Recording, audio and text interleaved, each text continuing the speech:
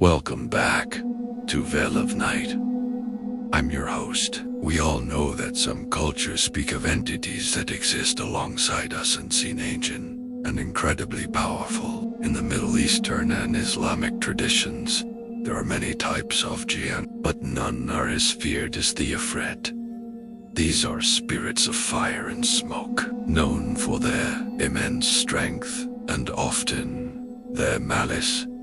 Tonight's story was sent to us by a man named Fahad. He's originally from Jordan, but now lives in Michigan. Fahad reached out to me last month, and we've exchanged several emails. He's 34 now, but the events he's about to describe happened when he was just 19. During a summer trip to his grandfather's ancestral home in the ruins of an old village near the Wadi Rum Desert, Fahad made a very specific request. He asked me to change the name of the village and the names of his cousins involved. He told me, even after all these years, I feel like if I name the place correctly, it might find its way back to me. I'm sharing this because I finally stopped looking over my shoulder every time I smell ozone or burnt sulfur. Take a Brit, let the world outside fade away. This is Fahad's encounter with a shadow that didn't just haunt a house, it owned the land itself.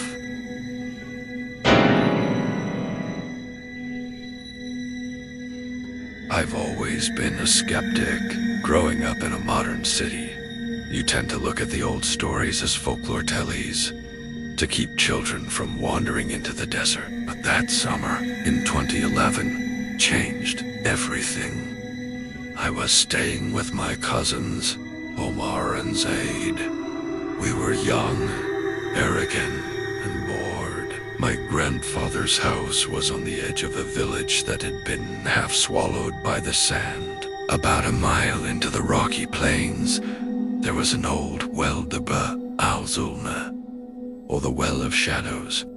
Local legend said it was sealed by a holy man hundreds of years ago to trap an Ifrit that had been terrorizing the caravans. Of course, we didn't believe it. To us, it was just a cool place to hang out and smoke cigarettes away from the elders. It was a Tuesday. Around twilight, the sky was that deep, bruised purple you only see in the desert. We were sitting by the edge of the well. It was capped with a massive, weathered stone slab that had rusted iron chains wrapped around it. Zaid, who was always the loudest, started kicking the chains. "Imagine if there's actually something down there," he laughed. "Imagine if it's been waiting all this time just for us." I remember feeling a sudden drop in temperature. It's the desert, so it gets cold at night.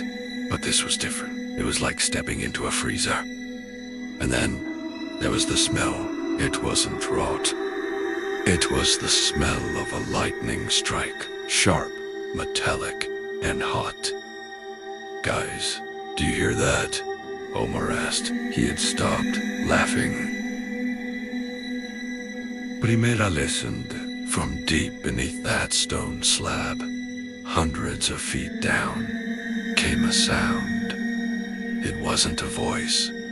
It was a vibration, a low, rhythmic thrumming that I could feel in the soles of my boots.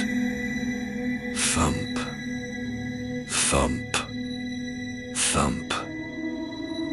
It sounded like a giant heart beating. Zaid stepped back, his face suddenly pale. "It's just the wind in the pipes," he said, but his voice was shaking. Then the chain rattled. Not because Zaid kicked it. It shifted upward, as if something from below had pushed the stone slab. "Hust, Anin." A thin wisp of smoke darker than the night began to curl out from the gap. It didn't dissipate in the wind. It moved against it, coiling like a snake toward Zaid's feet. We ran. We didn't talk. We just bolted back to the house. I remember my heart felt like it was going to burst through my ribs. We got your seat locked, the heavy wooden door, and sat in the kitchen, breathing hard. "We're not telling Grandfather," Omar whispered. We agreed. We tried to rationalize it. It was a tectonic shift. It was trapped gas. It was anything but what we thought it was. But that night, I couldn't sleep. My room faced the desert. Around 3 a.m., I heard a sound at my window. Taping, taping, taping. It was the sound of long fingernails on glass. I lay perfectly still, my eyes squeezed shut. I thought if I didn't look, it wouldn't be real. But then, the smell returned. That hot, metallic ozone scent filled the room. I opened my eyes, just a crack. There was no one at the window, but on the glass, from the inside, a frost was forming in the middle of the Jordanian summer. My window was freezing over, and in the frost, letters started to appear, not written by a hand, but as if the ice itself was melting into shapes.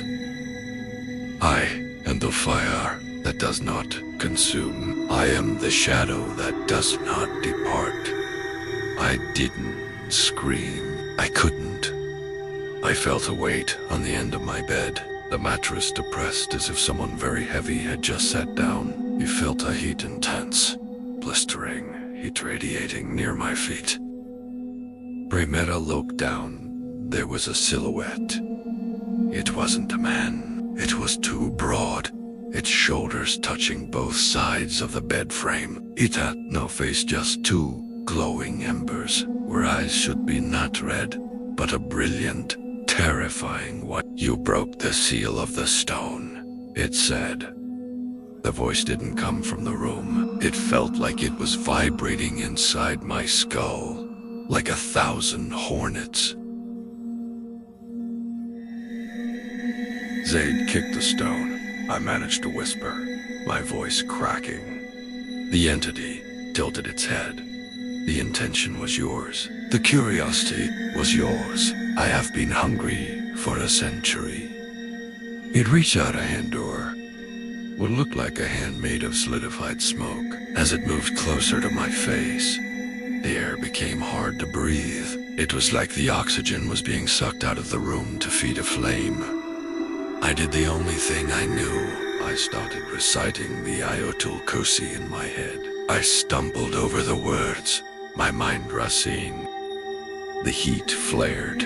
The entity hissed a sound like water hitting a hot engine. The room shook. My bookshelf toppled over, and the glass on my bedside lamp shattered. And then, as quickly as it had come, the heat vanished. The weight lifted. I stayed awake until the sun hit the horizon. When I went into the hallway, I found Omar and Zaid already there. They looked like they hadn't slept either. Zaid had a blister on his forehead, a perfect, circular burn mark.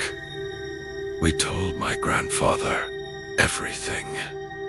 He didn't yell. He just looked older, more tired. He took us to the village, Imam. There were prayers and a ritual I don't fully understand involving salt and iron.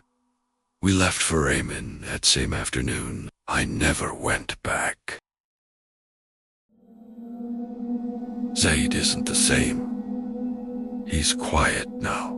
He moved to Canada, but he calls me sometimes in the middle of the night. He says that even in the snow, he can sometimes smell burnt sulfur. As for me, I'm 34. I have a wife and a daughter, but every time there's a thunderstorm, and the air gets that metallic ozone smell before the rain, I lock every window. I check every corner, because I know that stone slab only shifted an inch, and an inch was all it needed to find us.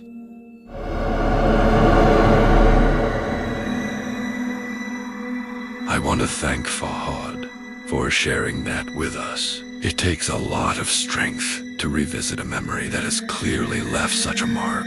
Whether you believe in the Ifrit or think it was a shared delusion brought on by the desert heat.